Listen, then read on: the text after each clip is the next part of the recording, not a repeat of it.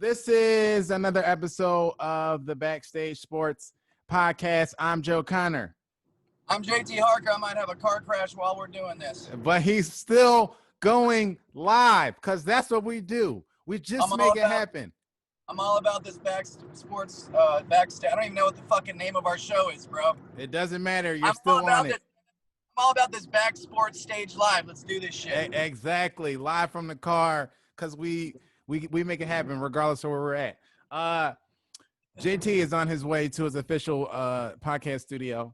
But we're just going to go. Fuck it. We'll do it live. Okay. Today, we have a very special guest. We have another phenomenal human being as well as a phenomenal artist. This guy, you've seen him acting in commercials. You've seen him.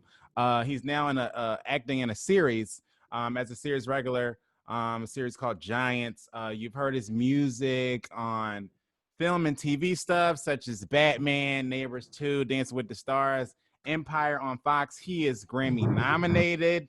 He is an Emmy Award winner. He is Chief Wakil. What's up? Welcome to the show, bro. Why you have to say that right now like that? Oh man, I had to represent, bro. I had to, you know what I'm saying? Listen, we got to respect the resume. We respect the resume here, okay? You better have some good insight, man, because that's a lot to live up to. That's quite an intro. Hey, he just set the bar way high. Man, we got to respect the resume on here. That's what we do, okay? So, but we want to know, first of all, what's been going on with you and life in the quarantine, life in the pandemic, and what that's been what's it been looking like for you as it's changed in dramatic ways for everybody, especially us as entertainers and people in the business, in the music business.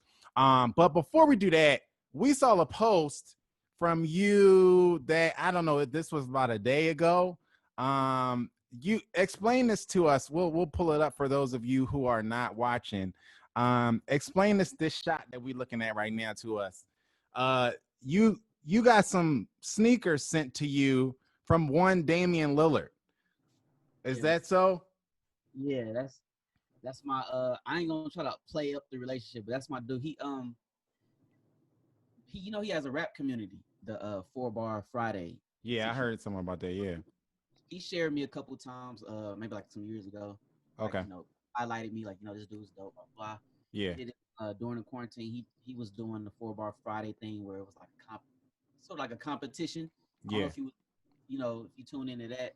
Yeah. And the week that I did it, I won. I like to show love to people that'll drop some bars and do the hashtag 4 Bar Friday. And so I'm kind of like in that community of MCs, and okay. He's sending everybody involved a pair of sneakers.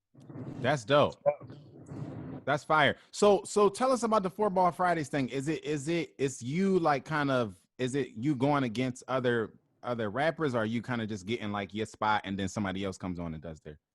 Usually it's just like, you got some bars you want to spit, and okay, you only give him 4. You'll just hashtag it or whatever, and he'll share like some of the, I guess, the ones that he sees fit to share, or it's like everybody share each other's stuff. But this one was kind of like a competition. Okay, dope. Yeah, so it was like, round by round eliminations, and then boom, the finale. And I kind of took it as like, whoever I'm gonna be up against at the very end. Yeah, yeah. I don't know if I don't know if you battling like that, but I'm coming at you. Right. So you came in trying to chop off heads pretty much, and then you ended up taking the crown, and then Dame sent you the sneakers. So this all makes sense. Now. Dame for NBA rappers, to me, Dame is like maybe the best NBA guy. GOAT. You said he was the GOAT NBA rapper? GOAT NBA rapper. He's up there. Is he up there for you, Wakil? Because he up there to me, but I'm not a rapper. So where is he in the rap community? The only time I've heard anything that could contend with that was Antonio Brown's song that he released. Oh God, that ain't it. That is not it. Dame, with the way that he delivers his flows, and like just his taste of what good. I got their opinion, whatever, I know, but he just different, like his subject matter. You can tell that he's really into the actual art of hip hop. It ain't like just no gimmicky. I'm a basketball player, so let me just Yeah. rap or whatever. So yeah, I would give him if my stamp of approval mattered, I would give him my stamp. Yeah, that's what's up. Dame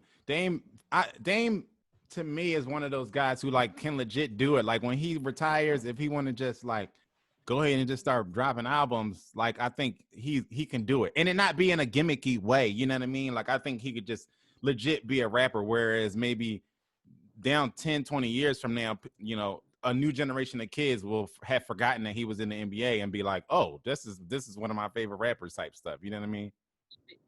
That category to me where the more season you get, like it ain't like you're gonna lose people's ears or whatever. You know, Right. I think these artists when they go, I think when they pretty much in a nutshell, if they come with it in an authentic way where they're actually giving of themselves to the art, to the art and to the audience, then those are the ones that can carry on a career, you know, in their more seasoned years, in their 30s or whatever. You know, I Yeah. look, hey, Jay-Z, I don't care. Nobody say, can't nobody tell me about Jay-Z. Like he's Yeah. a like for me. Like Yeah. people came before, but like that's I feel like that's the reason why he can keep going, and he's just Jay-Z. As to where if somebody's out just trying to follow the trend that's out, then they're gonna fizzle out. Yeah. By the time it's like, all right, dude, it's about time for you to get serious about life. Yeah. Right. You ain't gonna survive your 30s and 40s and all that. So I Right. think Dame will be one of those because he's like an authentic, you know, dude and an authentic rapper. Yeah, I say all the time, like music, as much as we get we go through these ebbs and flows where people have their 15 minutes of fame or whatever, and we think like, oh, like the mumble rappers are winning or the so and so is winning. Like they're always little blips in time, but the quality music and the quality artists have stood the test of time in almost every genre for forever. So I think I always tell people like don't get discouraged by like seeing these little spots in the industry where you think like, oh, I should be doing that because they're winning, because they never have the 30-40 year careers like the Jay-Z's do. You know what I mean? It's always the quality music has always stood the test of time, and I haven't really seen any evidence to suggest that that's going to change. You know what I mean? Yep. Yep. I look at like cook food. Like if those meals that take like a long time to prepare, like those Yeah. like Thanksgiving or something like that, like you can eat on that for days. Yeah. You know, I do that less and less now. The older I get, I'm trying to keep myself, you know, together. But you can eat Yeah. on Yeah. that. Yeah.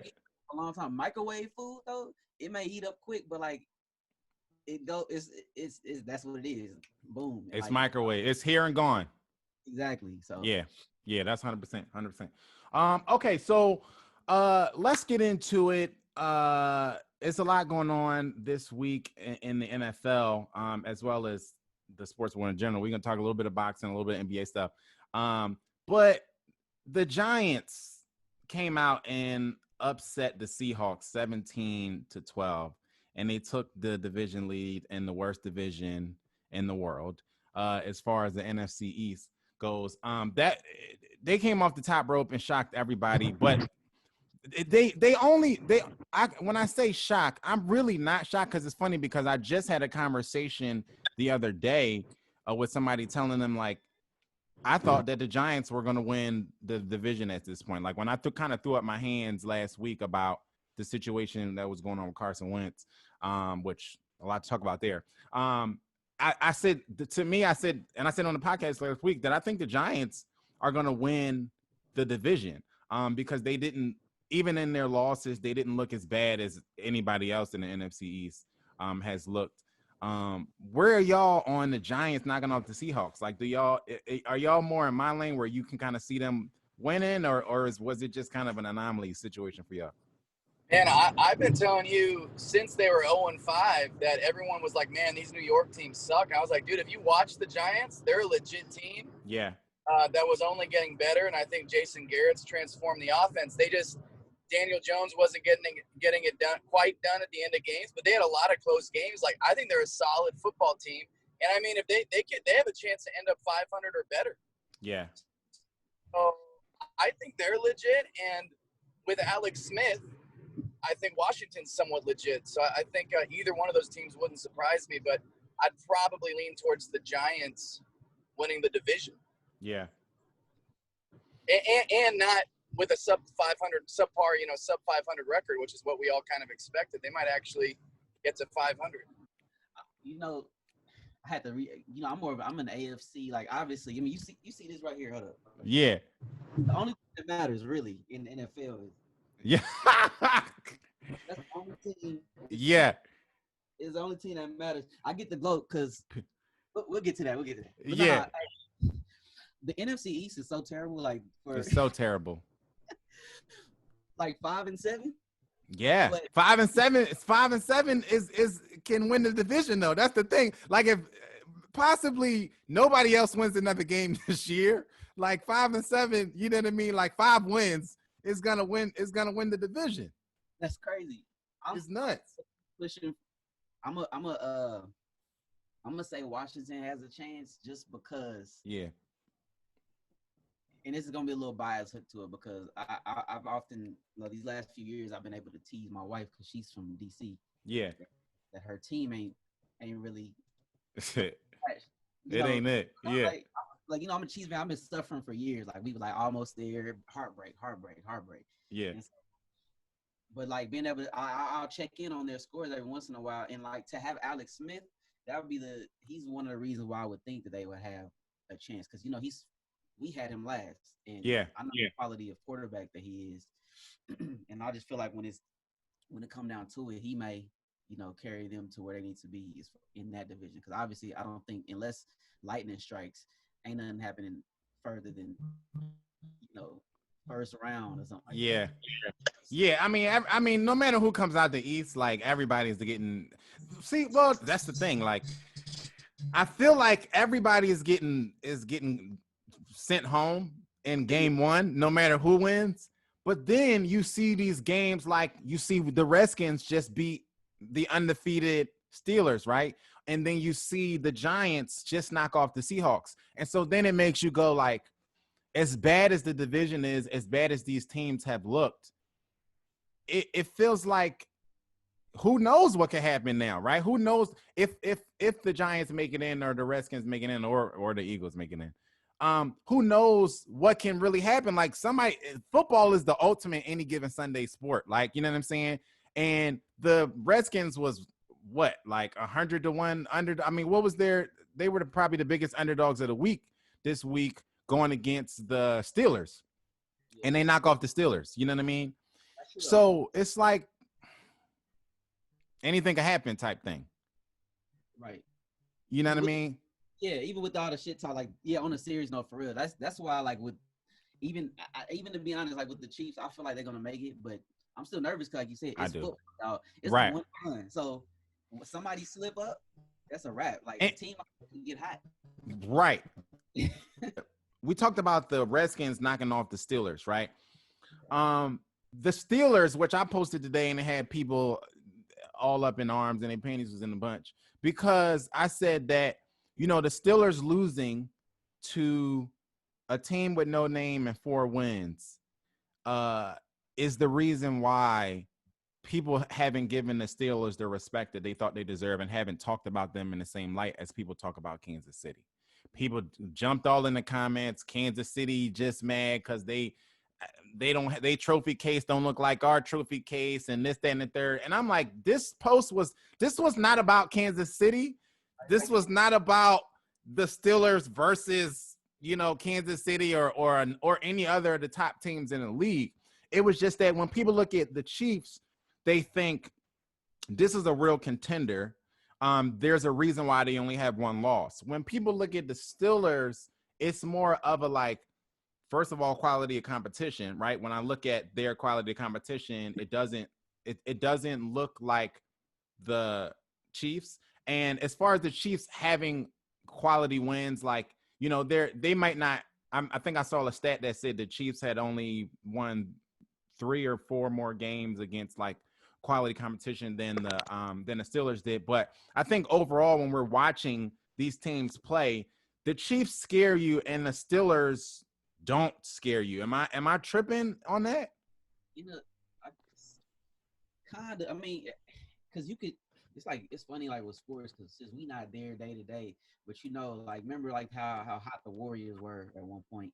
Yeah. In a matter of like, are y'all motivated enough during the season to like, because you see like Chiefs will be down and then it's like, all right, let's turn it up real quick and then Yeah. win. But a Chiefs fan, I don't all the way feel comfortable. I don't necessarily feel that comfortable really because our defense has been kind of shaky or Right. whatever. And that's kind of like a ongoing theme, at least as far as like I know. If it's not one, if our defense ain't good, then we got like the craziest offense. If our offense Right. is like whatever, then the defense is crazy and the special teams is crazy. But, Yeah. I don't know. I don't see the Steelers having many holes like that, which is probably why they're 11 themselves. Like I wouldn't necessarily like today if they were head today, I wouldn't be like I'm 100% sure the Chiefs is gonna take it. The Chiefs. So to me, the Chiefs' biggest hole is their running game, and to be as one-sided an offense as they are, that's one reason for me to like kind of throw them out of the Super Bowl contention little bubble. Like I don't think that you can realistically be a serious contender when you really don't have a running game. And Kansas City's running game isn't that great either. They started off great with Clyde Edwards-Helaire, and then he kind of fizzled out. But they still, he's still been trucking along, especially if you have him in fantasy. He'll give you a couple solid weeks. Say it again. Got Le'Veon as well, so yeah, and Le'Veon is there, which helps. As with the Steelers, and I know that I think James has been injured and stuff like that, so I get it. But at the same time, it's just like their running game is not really there. Their stronghold is their defense, which I give them that. But they don't really. They just don't scare me. And then I look at their schedule and look at the teams that they beat, and it's just like I'm not really impressed like about anything that they've done so far this year. Or are we talking Pittsburgh? Oh yeah. You know what I mean? I mean, that's a big. I don't know, man. It's like I said, I don't feel comfortable, especially like how the year has gone. Yeah. Any sport, I don't necessarily feel comfortable at. I feel like it's anybody's game as long as you're in the game. I feel like it's still anybody's. Yeah. What our finals was in the NBA is right. Miami. Right. Right. Not good, but it's like ain't no telling what's going. Ain't no telling who may get sick, get the virus, and then yeah. Ain't no telling. So yeah, especially like you said, especially in 2020 with like, they just had 8 players on the who was that? 8 players on the Panthers test positive for the Rona. So it's like you see guys in and out of the lineup every week with that. So that's another wild card in it. So yeah, but I think that's what I was thinking about the NFC East. Like you just don't know. You never know. Like the Giants could come out and knock somebody. They could play Seattle, knock Seattle off in the first round. Everybody's has had their holes. And we thought in the beginning of the year that Seattle was going to kind of run away with stuff, and they kind of have gotten exposed the past couple weeks. So it like you said, it's anybody's game. But speaking of the East, Carson got benched, and this has been a big thing here at least because I've been calling for this for weeks. Like I've been saying I've been done with Carson Wentz for a long time. And on Sunday, he ended up getting benched in the third. Jalen Hurts came in and played the rest of the fourth, scored the Eagles' first touchdown of the game in the fourth. And then today they came out and said that Jalen Hurts will be named the starter for the game on Sunday versus the Saints. Where are you in the Jalen versus Carson thing? Do you think it was a good decision to put in Jalen Hurts over Carson, or do you think it was a little bit premature? And when JT hops back in, I will get his take because he's dealing with some technical issues. But yeah, he may be able to help you more because I'm not even on front. I haven't really followed. Yeah. Like that. But yeah. This kind of reminds me of. I'm glad I at least had some examples because I think you're an Eagles fan, right? Yeah. You ain't no telling. Some people ain't fan. Yeah. But this is like a repeat of when we had Alex Smith and Mahomes was sitting there behind him. Right. And True. I think sometimes it's just like you've done all you can in that franchise. Like give the young buck, Yeah. run. So because you already know the clock is ticking, you might as well just give them a run Yeah. and let them do what they can do. And I feel like this is like almost the similar situation Yeah. because I don't necessarily know Jalen Hurts, strengths, and I don't know his game like that, but it's like a repeat of that. Like, and I think maybe Carson Wentz's time is either up or he just needs to. Here's my issue with Carson Wentz is Carson Wentz has severely regressed since the Super Bowl year. And at this point, I think that there's something that is extremely wrong with him that I don't think can be fixed here. Like, I don't know if it's a mental thing. I don't know if it's a physical thing. It really doesn't make sense. Like, me and the fiance was literally sitting on the couch the other week watching the game, trying to come up with reasons why. Like, we were like, so he just got married. Maybe like he partied too much in the off season. Or, like, we was just really fishing for stuff, trying to figure out like why has Carson Wentz regressed, so bad, like to the point where it's like he's a completely different player. Yeah. From when from 2016. And so that's where I'm at this point. And because of, although we are, 3-8, right, in the season, because our division is so bad, we're still in the playoff hunt. Right, like we can literally. This is probably the first and last year we'll be able to say this, but at 3-8, we can still make the playoffs, right?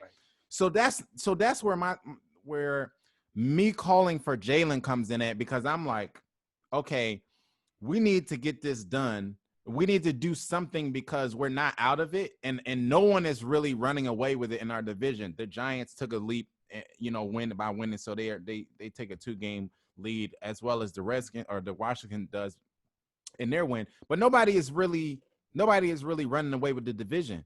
And so if you see that your quarterback is regressing and not getting better each week, I mean, this is week 14, right? So if we see that he's been playing like shit for the entire season and nothing seems to be changing, given credence to all of the other issues that we have on the field, the O-line, the coaching has been subpar, the wide receiver core has been subpar and injured, as well as the O-line being injured. Like, all of that can be true, as well as Carson Wentz has been making piss poor decisions, has been holding on to the ball too long, he leads the league in turnovers and interceptions. So all of these things can be true. And if you have somebody like Jalen Hurts, who at the very least, if you have a piss poor O-line, you need somebody who can get from behind it. And Carson Wentz has shown that he can't do that. He used to be able to move a little bit. I don't know what's going on where now he's a sitting duck. He just holds on to the ball. When he does move out of the pocket, he moves into somebody's chest and gets sacked. He's the most sacked quarterback in the league. So when you sit there and you've watched these games every week, like most Eagles fans have, you go, just do something else, because doing the same thing and expecting a different result is a sign of insanity. So we're like, just do something else. And I think that Jalen Hurts is just that, doing something else, where it's just like, okay, dude, this is just us trying something else. Do you think that because I'm seeing that Carson Wentz is only 27? Yeah. Even though like a quarterback, it seemed like they can go like quite a while. Obviously. Yeah. I know Carson, he tore his ACL a couple times. Like, would you think maybe at 27, like that may be part of his problem, like injury history? He just ain't got it like that. I think injuries definitely is playing a part in it, because I think it's causing him to flinch in the pocket. Like, it's causing his pocket awareness to kind of corrode somehow. I think if you've ever broken a foot or twisted your ankle or something, right? And then you get into a game that you might be, playing a pickup game, or maybe it happened in high school. For me, I broke my foot in high school, and when I was playing basketball. And after I came back from the injury, we had a game, and I was like constantly very aware of what I was doing with my foot, right? And so it was hurting my game because instead of just playing and just going with the flow and going with my instinct, I was kind of being careful. And you're never going to succeed by looking behind you or by worrying like, let me step right here, make sure I turn my foot the right way, make sure I don't, you know what I'm saying? And I think that the injuries have to play a part in it somehow. That's causing him to not make sound decisions. You know what I mean? I'll just say in my position with that, with Alex, and I think I'm not sure. I think it was a year before the Kaepernick stuff. Yeah. I was like, because you can tell me if you were in the same position. I was like, look, season ain't over yet. Yeah. This obviously ain't gonna work. Why not just take a shot? Yeah. While he's here, why not just see where he could take us? We ain't going to the Super Bowl. Yeah. Let's see if we can somehow like lightning can strike. We catch that mug in a bottle, and then something can happen with them putting the younger dude in there. Like I don't see. Yeah. I don't see why not. Unless y'all, is there a reason for the Eagles to try to like play it safe and money? That's the only thing that people, they just paid him. You know what I'm saying? He got that big fat payday, which at the time was kind of warranted, right? Like he was had he not gotten injured that year, he would have been the league MVP. So I hear people all the time talking about how the Eagles shouldn't have paid him, and this is why the Cowboys didn't pay Dak and blah, blah, blah, blah, blah. If you have somebody who was 25, 24 at the time or whatever, who is playing great, right? Outside of injuries, he was playing great. He led his team to that Super Bowl just as much as Nick Foles did. And so when you have a quarterback who's young like that, who has been playing great like that, you pay him. You know what I mean? And so to me, them paying him is not a demerit. I don't think it is. But that's the only reason why people are, I kind of hear the rumblings of like, well, it's going to be, a big hit against your cap if you have to let him go or whatever. But at this point, it's like, damn the cat. Like you got to be trying to win, and you have to be tired of seeing him do the same things and make the same mistakes and not get better. So in my eyes, like you said, because we still can make the playoffs. And again, we just talked about it. Anything can happen in the playoffs. You don't know, what can happen. We can make it to the point where we upset Seattle or one of those teams in the first round and say we make it to, the conference, the NFC championship game, and somebody catches the COVID. Say we playing the Buccaneers in the NFC championship game, and Tom Brady catches the Rona, and then he can't. You know what I'm saying? Like this is the year of like, who knows what's gonna happen? You know what I mean? Yeah, I would say go with Hurts, and sorry, I just came back in this conversation. Yeah. But I would say go with Hurts before the opposite reason, because I think their season's done. I don't think Carson's going to get them to the playoffs. But it's technically not done, right? Technically, it's not done.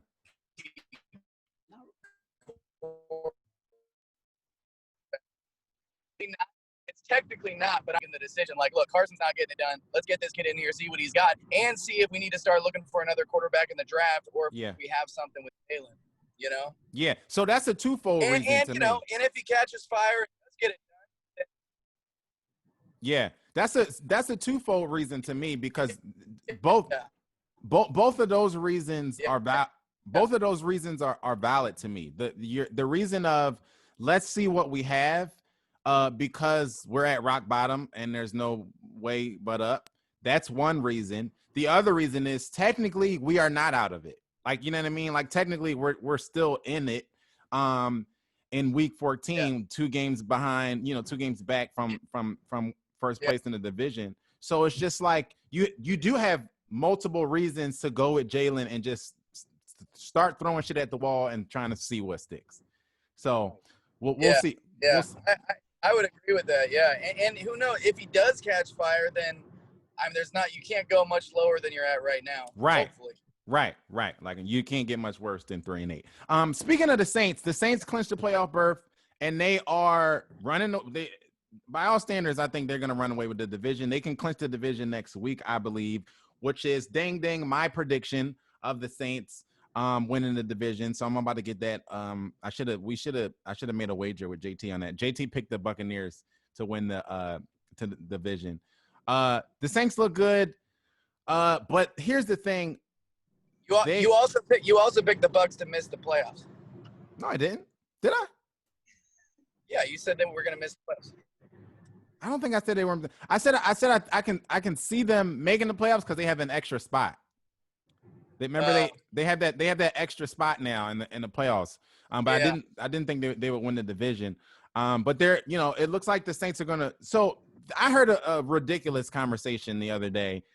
Somebody asked the question: if Drew Brees comes back, do you put him in because the Saints are winning with Taysom Hill? Ooh. These are tough questions. I don't think that's a tough question at all. I mean, well, it is because I think Drew Brees has shown a decline. Now, I haven't watched the last few weeks before he got hurt, but there was a lot of talk and this was earlier in the year, that Drew Brees had declined more than Tom Brady, which was weird to say, but by his play, he looked like he had declined more than Tom Brady. But then they stepped it up, and they've been on a win streak and been winning games even without him. So, but you got to put him back in. You got to put him back.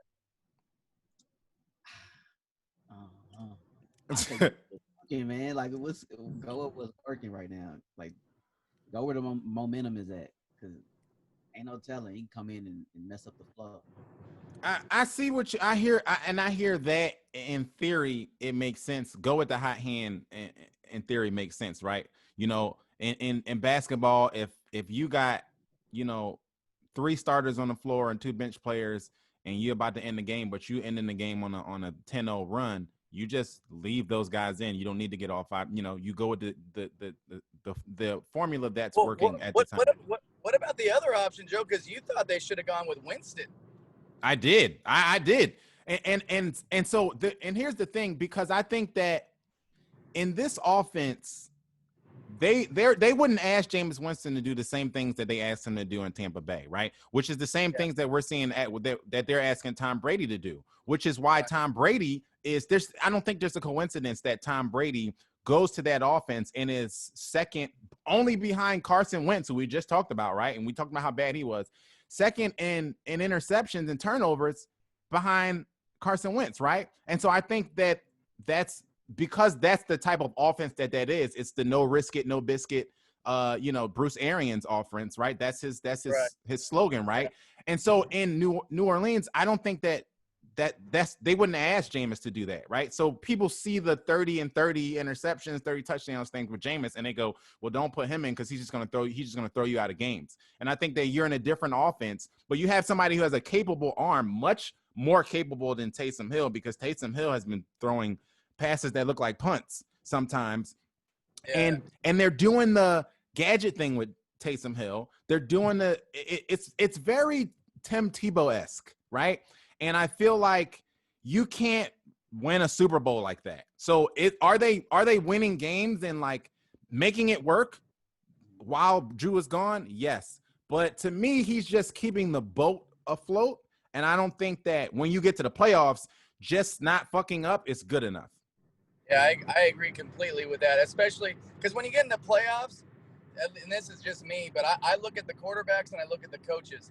And if you're gonna put Hill up against a team that has Russell Wilson as their quarterback, or a team that has Aaron Rodgers as their quarterback, like you're not gonna get it done. Right.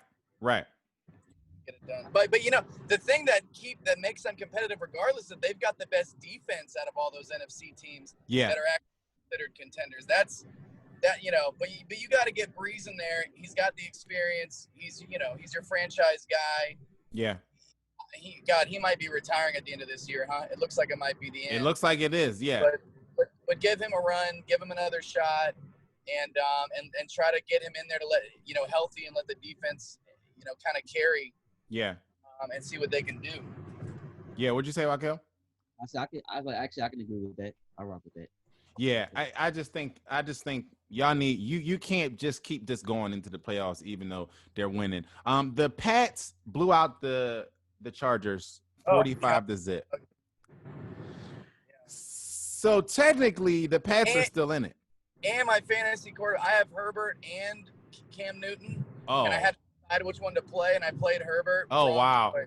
Wrong choice. But that's the crazy thing about it, that Herbert by the numbers should have been you made the right choice technically. Oh, Herbert's nasty. He's got by numbers. He's an MVP candidate by numbers this year. He's crazy. Yeah, he's for sure the rookie of the year in my book. So for them, to go in there and shut out the Chargers and make Justin Herbert look bad. He had 4 fantasy points, right? For them to do that, it's just a testament to the Bill Belichick Patriot way situation where he's up against a rookie quarterback and he's like, okay, son, like we got you. You know what I'm saying? He's the greatest of all time against rookie quarterbacks. Statistics, like insane. Yeah. So technically the Patriots are still in it. They've had a pretty rough year. But then again, Buffalo winning, I guess Buffalo won yesterday, so it's kind of making it hard on them. But I want to see Cam do well. I don't know if he's going to be there next year. But I just want to see him at least play himself into a better contract, I'll take him in San Francisco. Yeah, how about that? I'll take him in Philly. Let's do that. Let's go. Yeah, he could come on. What'd you say, Wakil? I said just keep him out of the AFC. Yeah, how about that? Yeah, if you give him a squad, I think he could be a problem.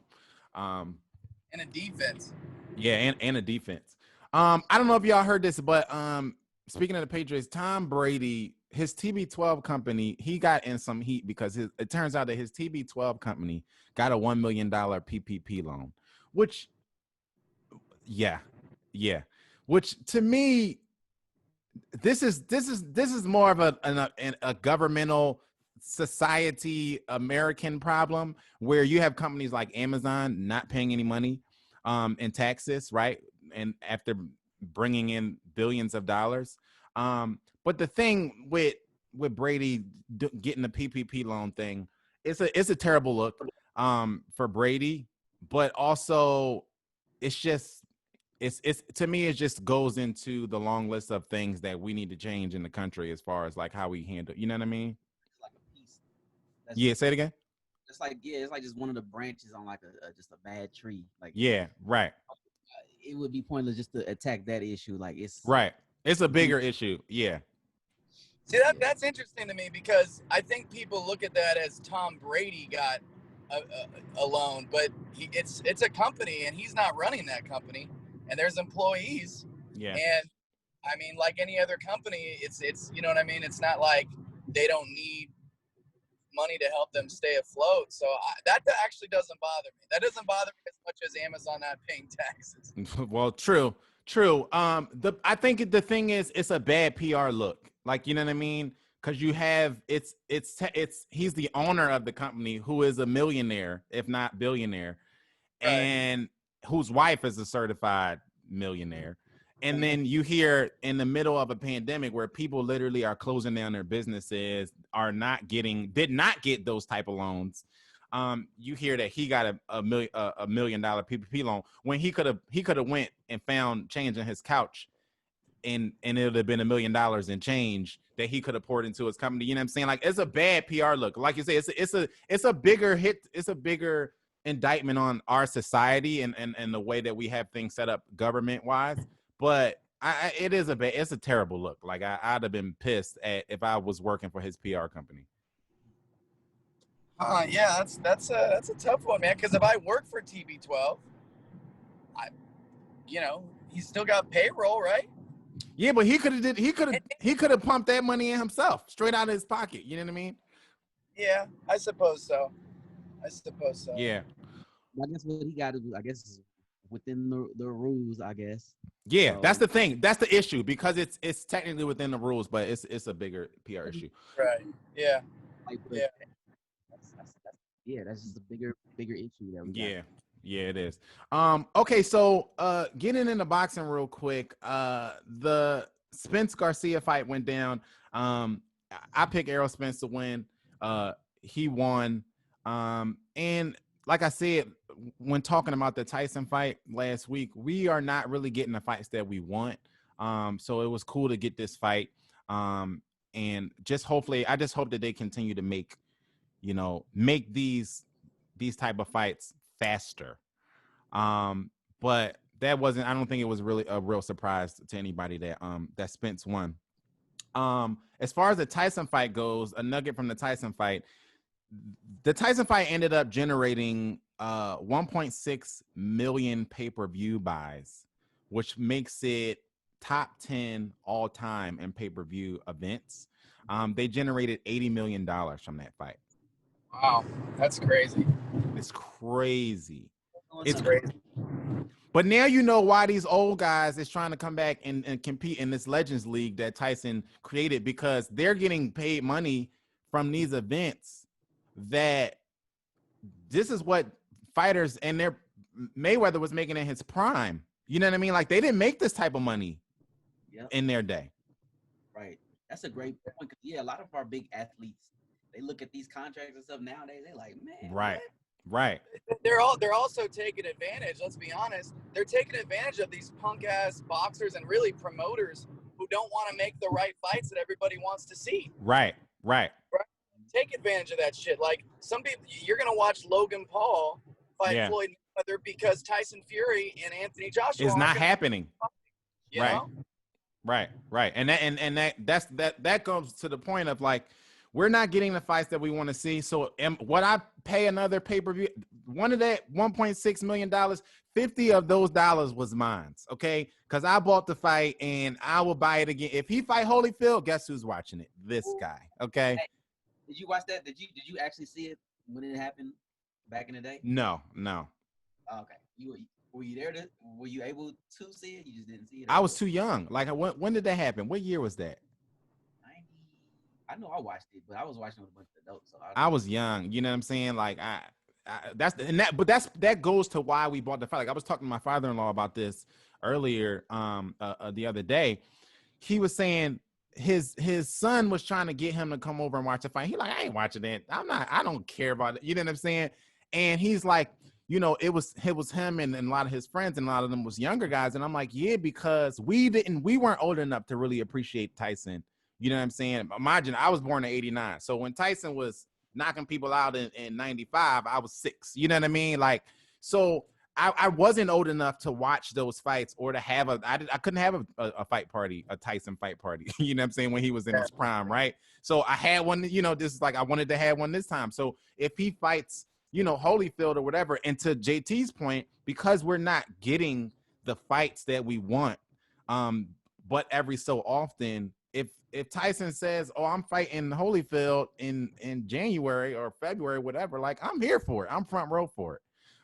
Which is to your point of taking advantage of this, of the way the lack of fights that we're getting. Mayweather announced that he's going to fight Logan Paul. The date is set. The date is set. It's February 20th is happening. This is another Tyson Jones situation kind of. It's just, this is a terrible idea for Logan Paul. But are you watching this fight? Are you paying for this fight? So this is an interesting one. I have no desire to watch this fight. No desire. And not because, it's because one guy is one of the greatest we've ever seen, and the other guy is like my brother that's going in. Yeah. And this is the thing. I don't think it's a terrible idea for Logan Paul because of this. And he didn't create this culture. He didn't create the world we live in right now. Right. But if it's me, right? If I'm boxing and I go out and I've got all these fans from YouTube and I'm doing all this stuff and I'm training and I get an opportunity to do it, I'm going to do it. Because how many people can say they stepped in the ring with Floyd Mayweather, arguably the greatest of all time, and had an opportunity to fight him and probably go make a shit ton of money. So in that way, I think it's a good idea. But from a boxing standpoint, he's gonna get touched up. Yeah. He's not gonna be able to. I mean, we saw Conor McGregor, who's a world-class fighter. Yeah. Obviously, MMA hit him basically once. Yeah. Yeah. That's not true. He didn't hit him once, but he got one legit shot on him. Yeah. One shot that did anything, and that's Conor McGregor, who's got way more experience in front of thousands and millions of people. Like, I think Logan Paul is good for, like, he's a good athlete, and he could have been a really good fighter, and he's much bigger than Floyd. But other than that, not going to be able to hit him. It's going to be a disaster. It's going to be ridiculous. Exactly. You know, like you said, Conor actually got to connect. Like, my biggest thing is, will he connect at all to Floyd? Right. Even though he's, 40, 41, I don't know. Like, that's your best bet. Like, maybe he lost a step, but he looked pretty good against Conor. So it's like. But even him losing a step, so we talking about somebody who is maybe, as far as just boxing technique, it's maybe the greatest technical boxer of all time, right? Whether you like Floyd or not, he could lose 10 steps. He could lose 10 steps and not be anywhere near the next greatest. You know what I'm saying? Just because of his, we're not talking about, is he your favorite boxer? Is he the most dominant boxer? We're just talking about the reason why he's 50-0 is because he knows how to hit and not get hit. And so, and he's the best to ever master the art of hitting and not getting hit, right? So even him losing a step puts him, still worlds away from the next greatest guy. You know what I mean? So when I say it's a bad idea, that's what I mean. It's a bad idea. As far as him getting paid, like, if it's enough zeros, you might can pay me to get knocked out by Mike Tyson or Floyd or somebody like that. You know Also, if you think about his whole life and career is based on eyes being on him. Well, now a shit ton more eyes are going to be on it, and it's almost opening him to kind of another market because Floyd's offering, just like with Conor McGregor, it's opening boxing fans and a lot of African American fans open to Conor McGregor UFC. So it's like, now if he doesn't die, it's going to greatly benefit him. It's worth it. Moral of the story is, it's worth it if he doesn't die. Yeah, and in that way, it's actually good for Floyd because Logan Paul's got all the young YouTube. It is, there too. So Logan, this is a rare occasion because this is an exhibition that it also is opening up Floyd to an audience that otherwise might not even know who the fuck he was. Yeah, it's gonna look weird too because Conor McGregor looked a lot bigger than Floyd. And Conor McGregor is shorter than me and lighter than me, and I'm 5'10", 160. Yeah. Logan Paul, I haven't looked up how big he is, but doesn't he look like he's like 6'1", 6'2", and like. He does. He looks like he's a pretty big. He looks like he is. So he's gonna look freakishly big in there with Floyd, but Floyd's just gonna tool him up. Yeah. Just look, Floyd cannot take no accidental L's in this one. I think. No, at all. That's already had Nate Robinson now. We can't do two of those. No, we cannot. We cannot. We don't need no more Nate Robinson. Not in 2020. We can't survive anymore. Like, no. We're done. No more Nate Robinson stuff. So we'll see. I'm here for it. I'm gonna be watching the fight. Let's go to the association before we get out of here. So there's been a lot of drama going on with James Harden recently, especially as of today. So this is a multifaceted situation that's going to happen with James Harden right now that we're going to talk about. The first issue, he might make the Sixers a contender. That's what I'm hearing. Well, this is a whole. What'd you say, Wakil? I'm trying to keep everybody out of my conference. I'm a Celtics fan, so I'm like, stay your ass away. Right. So speaking of the Sixers, because he was in talks with, or the Rockets were in talks with the Nets because he had made the Nets his priority on his list of trade demands. But the Rockets have said, and rightfully so, we want a shitload of draft picks, and we want another NBA All-Star caliber player in this trade. So it seems like the price was just too rich for the Nets' blood because the Rockets was basically saying, like, we'll do it, but you giving up Kyrie or KD in this trade. And they were like, nah, it's not happening. So then James came out and I guess told the Houston Rockets that he's adding the Sixers to that list, and as well as other contenders. That's what the quote was, contenders, whatever, whoever that means. Because the issue now is, you want to go to a place where you think you can win a championship, but the issue now is those teams are not willing to pay the price that like if you talk about contenders, you're looking at who, like the Clippers or the Lakers or Milwaukee, or they're not going to give up, like the Lakers aren't going to give up Anthony Davis to get James Harden, or the Clippers aren't going to give up Paul George to get James Harden, right? So that's his issue now. Well, you're on a contender already. Like, I don't. Right, because they just made a couple moves. You just got John Wall. I don't see Brooklyn. Like, yeah, the talent is there. I honestly don't really see that working too well. Like, yeah, I don't see it. It's only one ball. I mean, I know people say that, but like, it's true. He wants to dance, okay? And yeah.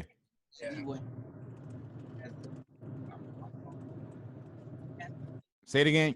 Your mic. I know KD has the ability to, but he'll fall back for the next person. But yeah, Kyrie and James Harden want to sit there and dance with the ball. Like, I don't see how that's going to go. It's not. Philly, they're going to have to give up something. They probably going to be like, all right, we want Simmons. And I don't know. Yeah. And they said they weren't giving up Simmons. That was the other issue, because Daryl Morey already said he wants to keep both of his 2 stars. Yeah, Man, I don't like that. I don't like that if I'm them. Why are you insisting on keeping Simmons? I agree with you. I would give up Simmons for James Harden. Man, to me, that's a no-brainer. If you can get Harden, I mean, you don't want to. You'd like to have all 3 of them, but you also have Harris. Yeah. Who can be like, you got it, man. That doesn't make sense to me. It doesn't make sense to me either. Talent, but as a work ethic guy that's gonna try to be a champion and try to be one of the best in the league, I don't see it. What'd you say, Wakil? I said no offense. I know you Philly, but yeah, the Sixers they make some little dicey choices. I would give Ben Simmons in a heartbeat. Oh yeah. Listen, I've been done with the Sixers for a long time, bro. So I no offense taken, because I've been done with the Sixers since Allen Iverson left. So so yeah, like I don't get it. I think that if they ask him for Ben Simmons, I would send them Ben Simmons and a thank you card and a gift basket and a gift card to Starbucks, bro. Like, whatever y'all want, like, here. Because Harden, I think that works. Yeah, I think it works too.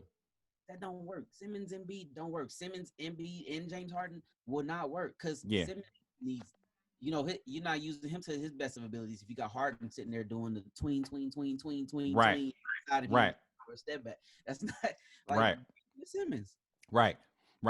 And the other issue is that I'm having with the Harden situation is that Houston was a contender last year, and they still are a contender this year, even without Russell Westbrook. So they traded away Russell Westbrook, and they brought in John Wall, right? Which, again, John Wall can't really stay healthy. So I like, it's kind of it's a sticky situation to me, because one thing that you had with Russell is, like, Russell was going to be there every night, and he's going to go 1,000 miles an hour, and he's going to give you all he got, and he's going to show up. But John Wall, as far as being an amazing talent, checks the box as far as the trade goes. But is John Wall going to be there in the playoffs? He's also a better fit, I think. I do too. I think he's a better fit if he can stay healthy. But see, I disagree with you. And I told you this last year when we were in the bubble and during the season, but I think Houston, this is a good comparison. I think Houston is Philly in the West. I don't think they're a contender. I think they're a good team who's not going to be able to beat the 4 or 5 teams ahead of them. But they went to get John Wall because they thought, all right, Russell wants out. We know that Russell's not going to move the needle any more than he has. So let's get John Wall. If he stays healthy, he'll be a better fit. Maybe we can make some other moves and give it a go. Or he can't stay healthy, it doesn't work, but at least we're out of the contract with Westbrook and we can make some moves. In which case, they'll probably move the whole ship and go to rebuild mode. But I have a question for you. Who do you think won in that trade, the Wizards or the Rockets? I honestly think that the Wizards won the trade because for two reasons. They're in the East, and so there's an easier path to the top for them. And they already had an All NBA player in Bradley Beal who was looking to bounce because he wouldn't say this, but his co-star was never there, right? So you can't. It's hard to go after a championship when you're constantly by yourself because homeboy's always injured, right? So you have that, and then you have the fact that you're in the East, and right now it's the path to least resistance. The East, we talked about this a couple weeks ago on the podcast. The East is wide open. There's no Jolly Green Giant in the East. There's no LeBron James in the East. There's no Kawhi Leonard in the East. And so from 1 through 6 you can almost, if somebody argues they're going to be in the Eastern Conference Finals, it's an argument. Like, it's a legitimate statement. It's nothing crazy to say. You know what I mean? Yeah, I agree, because I think for what they're both need to do, I think it's win-win, because again, Westbrook isn't helping the Rockets go further. But I think for as far as win now, because I already had the Wizards in the playoffs this coming season. Yeah. But now you've got Rui Hashimura, who they think is going to be a star. Yeah. And they got Bradley Beal, who already is a star. And now you had a guy that's going to bring it every single night defensively and offensively. Yeah. Who may, in a season, or even this season, maybe he doesn't even have to be your second option. Yeah. I know they have some other nice pieces. So now that puts them maybe in the 6th seed. Yeah. You know, I think for the Wizards, as far as like trying to get W's right now and make a push, that's a very nice move. Thomas Bryant ain't no slouch either. He's not. Right.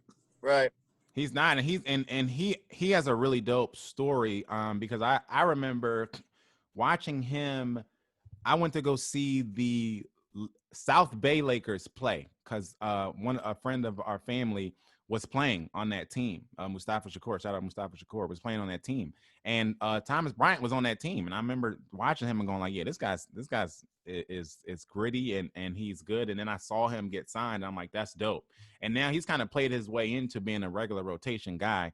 I like that team. And especially in the East, I think the Wizards won that trade. And but on the same side of it, I think that the Houston Rockets can still, as currently constructed right now with John Wall, can still make some noise and be a contender in the West. Like, I still think that I wouldn't be surprised if they were about to knock off the Warriors a couple years ago with an aging Chris Paul. You know what I mean? If Chris Paul doesn't get hurt, we might be having a different story, having a different conversation about the Rockets. You know what I mean? So yeah. To me, for this whole griping of James Harden and his family, his mom comes out and says people are jumping on his back, but he just wants a chance to win the championship.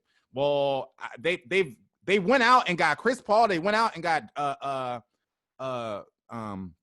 Russell Westbrook. They moved heaven and earth. They did all of this stuff for him. If your son doesn't choke in the playoffs every year, he would have a chance to win a championship.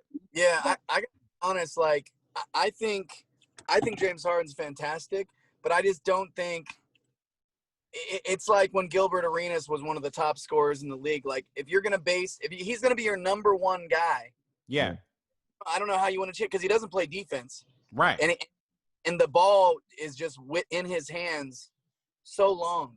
Right. It's really hard. Now, the fact that he's okay going to the Nets, where he'd be, God, on that team scoring wise, I guess you'd say he's the second option. But those three guys there, if they're together, is nasty. Him and KD together, that could do something, because now he doesn't have to be the number one guy. And I respect if he's okay not being the number one guy. But if you're going to be the number one guy, he's not. Right. Then it's just not going to happen. I mean, that's probably part of the reason why. I mean, well, I won't say that's the reason, because he was 6th man, but like, Harden. I think Harden he's almost like he almost reminds me of what Iverson was. Like, even though I feel like Iverson could have used at least like a better big or something, but like Harden's, like, his play style, he don't move the ball. Like you said, he just he sits and just dribble. Even like, I feel like Chris Paul, if he wasn't, I think he was dealing with injuries that year, right? Uh-huh.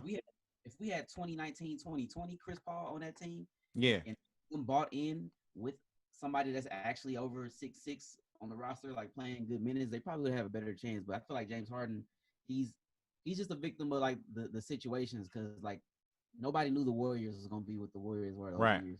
Right. Under you had the Heat, that super team. Right. Now it's like I don't see how your chances are better going anywhere. They not, and it starts in the head with James Harden for Listen, me. Oklahoma City blew it by not bringing him back because he wanted to go back. Yeah. That team, when they played the Heat, were so young, and he was the sixth man. Yeah. I mean, if they managed to keep that team together, the things that could have happened. It would have been crazy. It would have been crazy. But he'd have been a champion probably. Yeah, he'd have been a champion. The other issue that I had with James is this type of stuff, right? So you got all of this griping and you mad at Houston. You want them to trade you, but you still on the team and you still on contract for another three years. They start training camp and James Harden is not there for the first day of training camp. Where is he? Where's James Harden? James Harden is found throwing ones at the pole. Okay, for those of you who are not watching, he's caught on video. He's caught on video at Dre's nightclub, making it rain in a strip club the day before training camp starts, and he does not show up to training camp. And he's doing this on a team where, like we said, that team can still, with him on the team, whether he likes them or not, whether he likes the organization or not, they still made moves. They're still making moves to keep him afloat and give him a chance to show up in the playoffs and do something.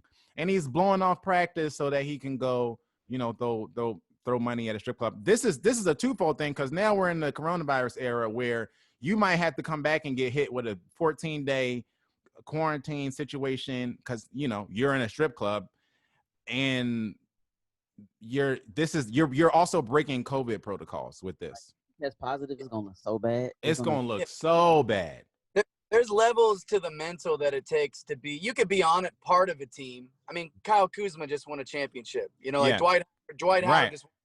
Like, congratulations. But there's levels to the mental it takes to be the guiding light, the guiding force, the guy that everything is centered around. That's gonna win chips. And there's a reason Kobe Bryant was not doing that, and he was getting up at 4 o'clock in the morning. Exactly. There's a reason LeBron James, who was one of the youngest guys to ever come into the league, has never been seen doing anything like that. Yeah. And now has 4 championships under his belt, ready for a fifth. Like, there's a reason. Like Michael Jordan, he kind of did it up, but he was also dedicated to his craft. Yeah, but he also, Dennis was at the club before the game. It wasn't Michael. Like, you know what I mean? Like, Michael did it up in the off season. You know what I mean? Yeah, that's true. Well, Michael was his gambling thing though. Remember he was up till like 5 a.m. something gambling at the casino. Well, he was at the team. It was the team hotel though. They were staying there, I think. Wasn't he? Well, yeah, maybe. I think so. He was there. Like, that was the whole story. He was there till like 4 or 5 in the morning gambling and smoking cigars and drinking, and then had the game the next day. Yeah, true. But still, this is much more Rodman than Michael. And so now he's getting hit with the memes that, if you're not watching, one of the memes says James Harden titties over titles. This was a good one. There was one more that I saw because now he's getting torn apart. The picture that was perfect too. He's getting torn apart on social media. This is the other meme here. What is it? Oh wait, I can't find it. Oh, the Rockets medical staff say COVID is only one of the diseases they think James Harden will test positive for. I love it. Yo, he can't. I feel like, I mean, maybe he doesn't care, but like, just he gets. Because it's not about what people say, but like we all see James Harden's game. Yeah. This is not a good look, yo. It's not a good look. But to me, like JT said, this feeds into the narrative that people have about James Harden around the league. Like, you want to be up there and be mentioned with the Kevin Durant's and the Kawhis and the LeBrons, but you're not. You don't do it in the playoffs, and you do shit like this. This is dumb. This is dumb, especially before a season starts. Yeah. And you breaking COVID protocols. It would be dumb if we weren't in the middle of a pandemic. Do that, be a ball hog, and not play defense. Like, right. Facts, yeah. And I'm all for guys, he's not a young guy now, but I'm all for guys that they get in the league at 20, 21 years old. Now they're a millionaire. It's not, a lot of these guys come from very poor backgrounds. Like, I get that you're going to have a lot of options. You're going to have a lot of money, a lot of influence, and be able to go do things. But, like, at some point, there's got to be a switch. There's got to be like, all right, I am dedicated to getting this done. Yeah. With him, it's never really happened. And even remember when he was like really balling when he first got to Houston, and then that year he just literally gave up in the playoffs. Yeah. He just folded, and you could see it was all over his face. Yeah. It was all over. And he just gave up. It's like, and that's what I'm saying. There's like, you're great. You're a really great player, but there's levels between great and what happens up here. Yeah. And that's the dedication. Same thing with Ben Simmons, who hasn't even proven he's James Harden yet. He hasn't even gotten, and he's already acting like I don't need it. I mean, get a jump shot. Yeah. Listen, Ben Simmons. Brooke Lopez, who moves like a robot, shoots threes and he makes them. Yeah. Get in the gym and get it done, bro. I think Robert even started shooting them. Aaron Baines is shooting threes. Yeah. When we had, remember Amir Johnson? Amir Johnson was shooting threes with under Brad Stevens. Like, boy, get you a jump shot. Yeah. Yo, listen, Blake Griffin's making threes now. Yeah. Ben, get in the fucking gym. Is he with the Kardashian? He was with Kylie. Is that the no, he wasn't with Kylie because Kylie is the cute one. He was with the other one. Oh, he's with the not cute one? Yeah, he with the not so cute one. Those type of dudes in the league that have all this potential, and you don't see Tatum, Booker, these other exactly. And that's the thing that separates them, right? Because you see those guys making leaps every year. They get better. Their game gets better every year. You know what I mean? And you don't see that. You don't see that with him. Moves to his repertoire. Like, don't get me wrong. Or the rules with him. I ain't gonna say. Yeah. But like, yo, where's the effort on the defense? Where's the engagement when you don't have the ball? Like, right. That separates the good from the greats. Okay, let's get out. What you say? I'll tell you what. This I want to finish with one thing. Like, as much great that and kids should be able to decide once they're an adult if they want to go straight to the NBA out of high school. But man, it's tough because you don't get to see that talent go 3 years in college. You got to see Dwayne Wade's motor for 3 years in college and go, oh, this guy, this is the question with Anthony Edwards. He looks like Dwayne Wade. Yeah. But does he have the heart Dwayne Wade has? Does he have the motor? Right. It's so hard to tell that from 1 year because as a freshman, you may be really good, but you're still the young guy on the team. Yeah. And coming straight to the league. And what we used to talk about Ben Simmons, he would disappear at LSU. Yep. 6'10", and you're a point guard. How do you their team wasn't very good. He was kind of the best player. Like, he was the best player on the team. Yeah. How do you disappear? And this is why, because these intangibles that you can't see in that 1 year, you get to the league, and this is what's going to separate you from being able to contend. Yeah. Let's get out of here on this. So the NBA, the ESPN does these top 100 ranks every year around this time. So they release them in increments, right? Starting at the bottom and kind of going to the top 5, top 10. So we'll try to get them on here and kind of discuss them every week as they come in. This is the most recent one that's come out. I have some issues with this. For those of you not watching the graphic that we have up now, this is 54 is Lonzo Ball, 56 is Zach LaVine, 59 is Tyler Hero, 65 is Blake Griffin, 69 is D'Angelo Russell. I don't know about y'all, but my first issue was when I saw Lonzo Ball in front of all of these guys. Like, literally him being at the top of this graphic alone, from 54 to down to 69 where they have Russell is just completely wrong to me. I don't. This is weird. I mean, obviously it's a prediction, but like if you're predicting the top players in the league, we're not really going by who's winning the most games, and the Pelicans will probably have a better season than every team on that list except the Miami Heat. Yeah. But that's not what it's about. You're predicting the top players. Tyler Hero is 19 years old and just basically dominated the playoffs for about 80% of the playoffs. Right. Zach Green's a monster. Blake Griffin, even if he wasn't what we all hoped he would be, is at least a really good former all-star power forward. And D'Angelo Russell's an all-star. And we just talked about finding a jump shot. Let's talk about another person who needs to find one. Number 54, Lonzo Ball, needs to find one. So to put him at the top of this list is asinine to me. Shot That's better weird. But you're right though. He did. I think he shot a little better this year. Well, he got some searching to do. Yeah, and he did have a nice season, but that doesn't mean you put him ahead of these other guys. No. That's crazy. I can't rock with that. Speaking of Ball, did you see that his brother got a non? Oh, they signed. Yeah, they signed LaMelo Jello Ball got signed to a 1-year contract with the Pistons, I think it is. Yeah. Which is dope because I didn't think he was gonna get into the league. He was definitely the runt of the family in terms of basketball.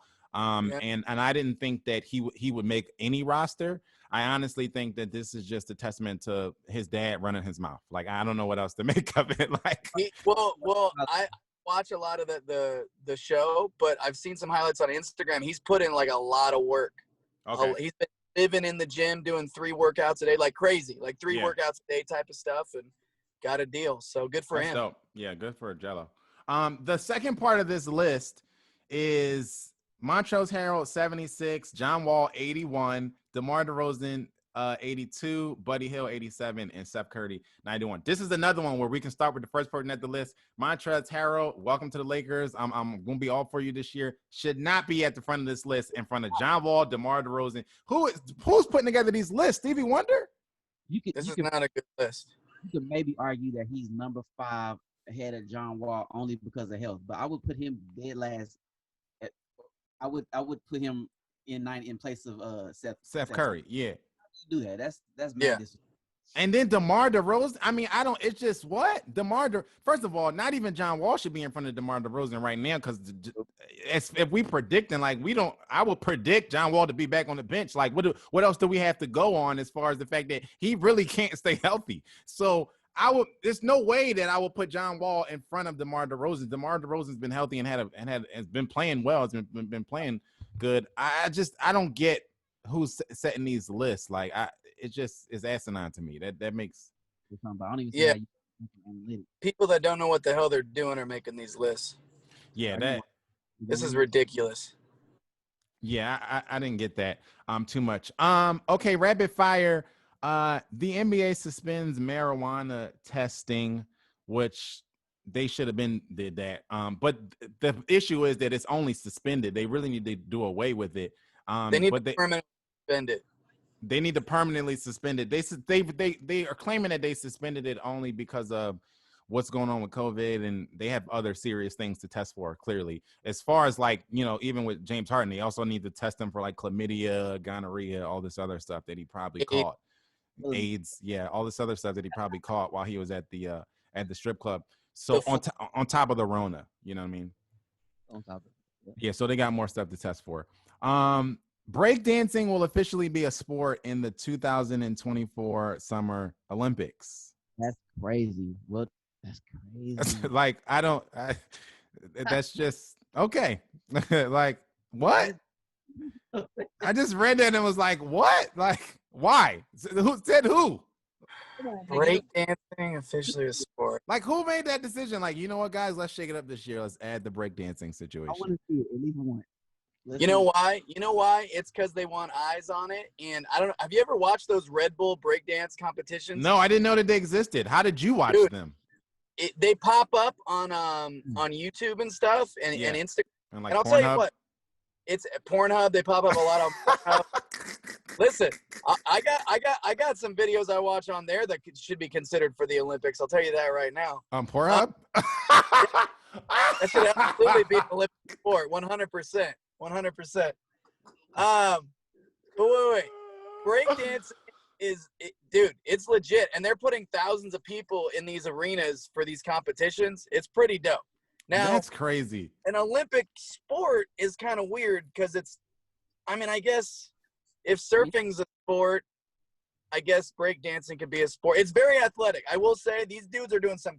Go look up a Red Bull dance competition. It's crazy. I mean, you gotta be in shape. I don't know if I could call it athletic. I think you gotta be in shape to be. I mean, dancing in general is an athletic thing. I guess so. I guess you can say what they're doing is like it's intense because they're doing some crazy shit.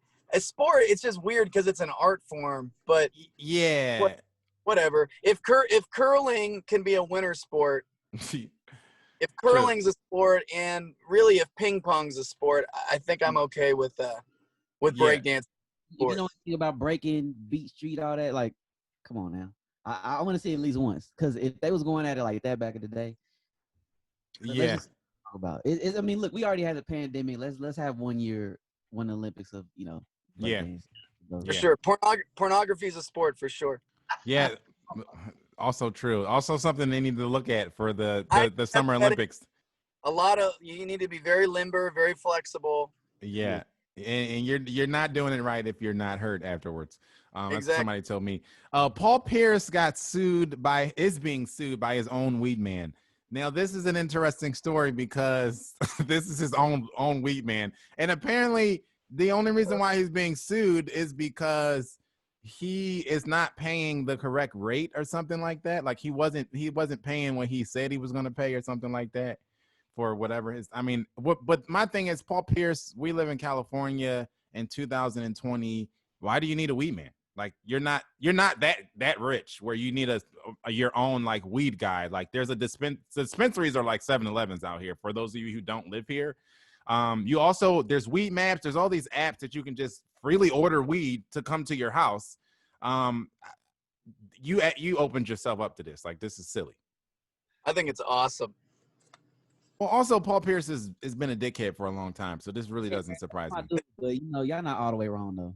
Yeah, I don't. Joe, can I ask a question real quick? Are we getting into this Scottie Pippen's comments on Michael Jordan from The Last Dance? Right now, literally, before we get out of here. So for those of you who didn't hear, Scottie Pippen saw The Last Dance and voiced his dislike about it. He didn't like. He said that, and if you're watching on YouTube, the graphic. If you're not watching, the graphic says Scottie Pippen doubles down on his Last Dance criticism. Says Jordan was trying to uplift himself and be glorified. The first quote is from Scottie. Scottie says, "I don't think it was that accurate in terms of really defining what was accomplished in one of the greatest eras of basketball, but also by two of the greatest players. And one even could put that aside and say that the greatest team of all time.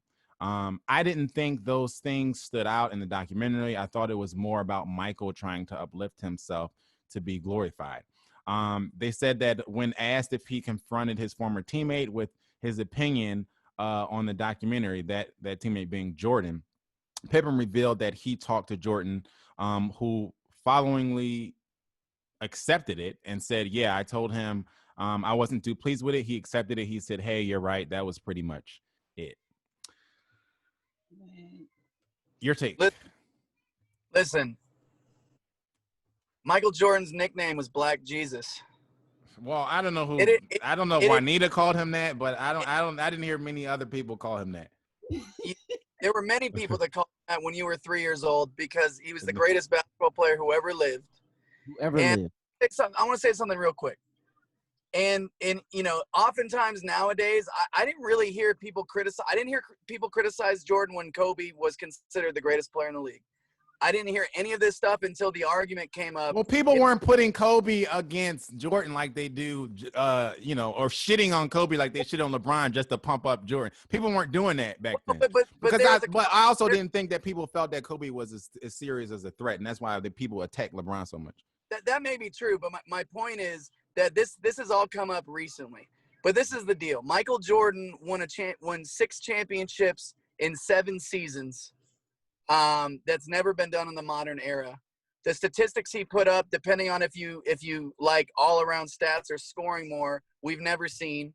We've never seen it from a winner. We've never seen it from from somebody that was dominating a league and dominating from a championship standpoint. Michael Jordan came in, Magic Johnson and Larry Bird saved the NBA. The NBA was going to go bankrupt. Yeah. They came in and brought it to new heights and literally saved the league, saved the Lakers franchise, and a Celtics franchise that was also in dire straits. A lot of people don't know that.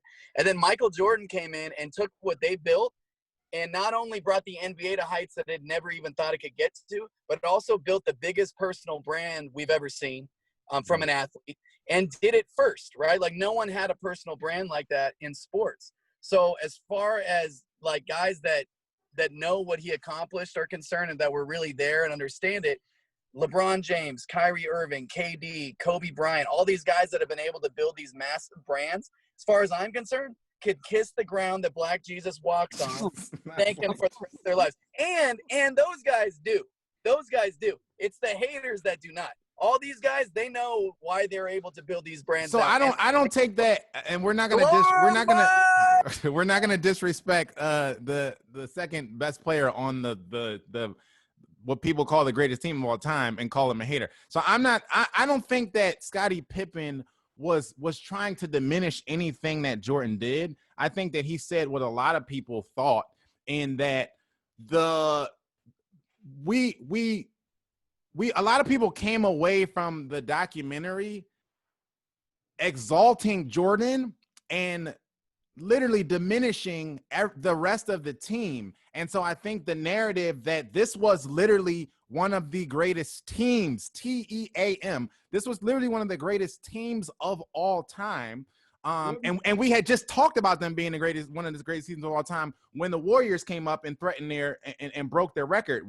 They were saying, are the Warriors the great? Have the Warriors surpassed the '96 Bulls as the greatest team of all time? Right. So I think that watching the documentary, people came away with it like it was Jordan, like Jordan was Allen Iverson, and he was playing with George Lynch and the Dikembe Mutombo. And then I saw people during the documentary come out and say, yeah, I don't think Scottie got his just due. I don't think so-and-so got their just due. And then you see people shit on Scottie, and then you see people shit on whoever else it is. And I think that listening to Scottie Pippen's commentary was not off base to what his quotes, to what he said to me.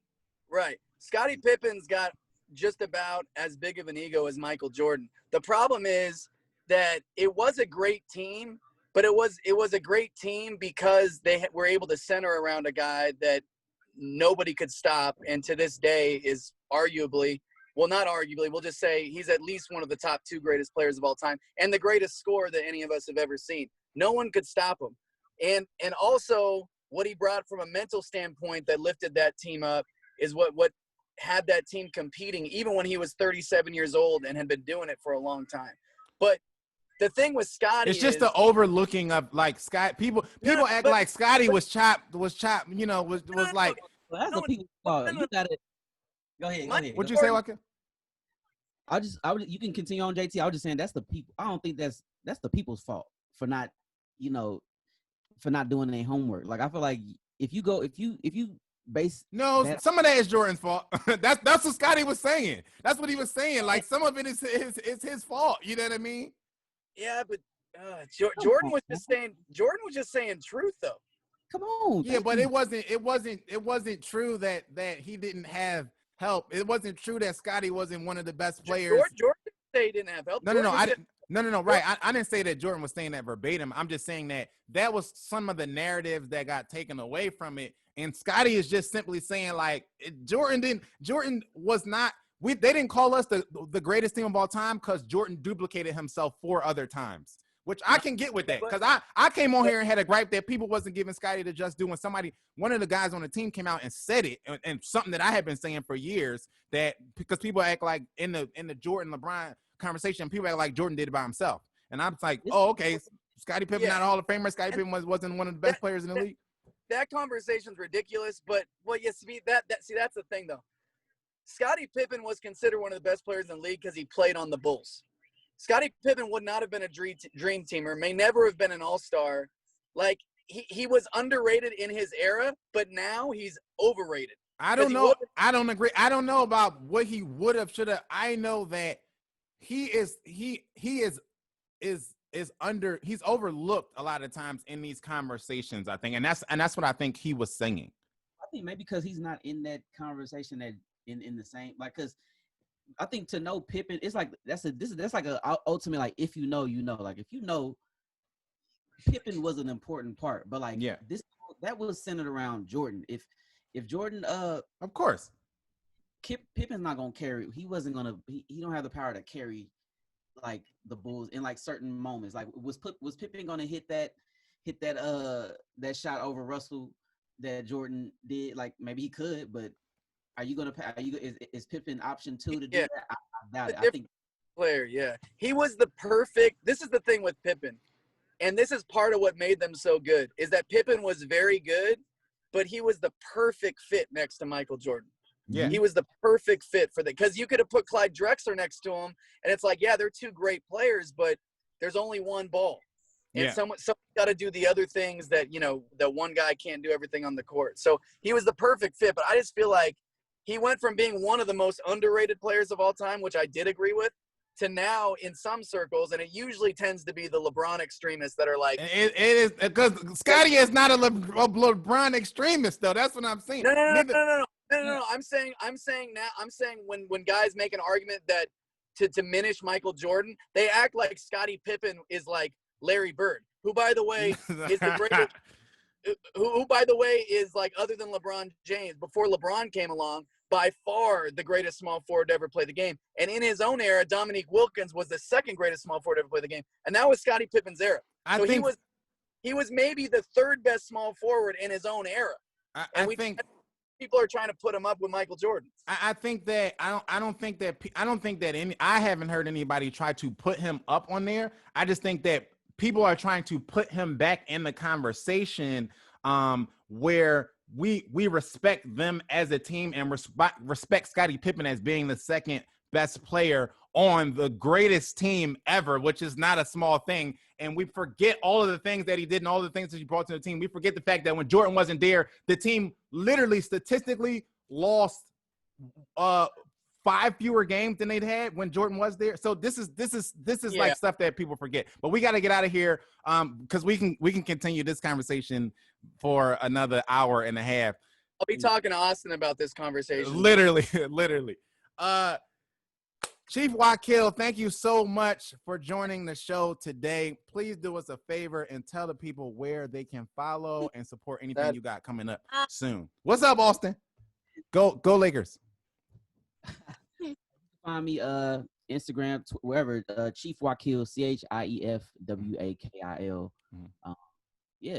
Instagram, Twitter, Facebook, just type that in, Chief Wakil. You'll find me. Dope. Dope. Yeah. I'm at JoeConnor33 on everything. Make sure that you like and subscribe on the YouTube page. Even if you never watched YouTube or you barely ever touch your YouTube account, just go and hit the subscribe button, because it counts. And continue to share and like and comment on all of the social media platforms, whatever social media platform you use. We on all of them: the TikTok, the Instagram, the Twitter, the Facebook, all of that. The OnlyFans, we opening a OnlyFans account for the everybody else got one, so we might do that too. Just a little innocent fun, though. Yeah, what you say? Just a little innocent fun. Just a little innocent fun. Hey, this was fun. Thank you for coming on for another. Yeah, we definitely gotta get you back on.